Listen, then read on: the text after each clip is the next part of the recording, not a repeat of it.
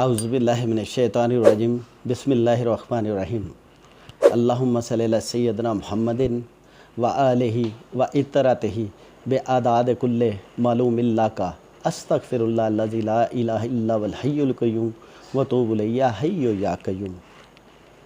नाज़रीन, आज जो मेरा मौजू है वो शियाटिका के बारे में है।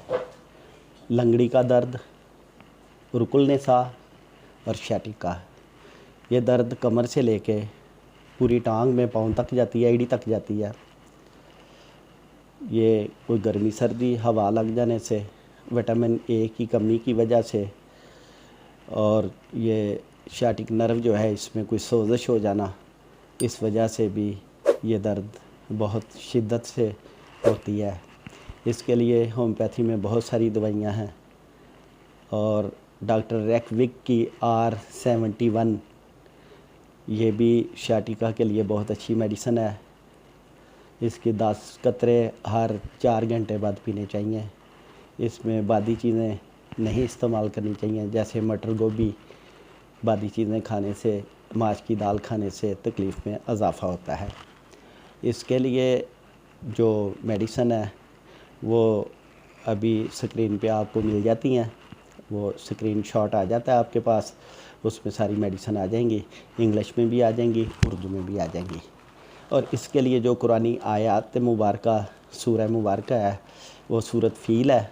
अलम तरा कैफ़ा फ़अल रब्बुका बिअस्हाबिल फ़ील।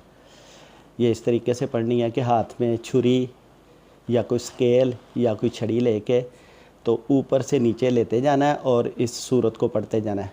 मैं आपको समझाने के लिए बताता हूँ।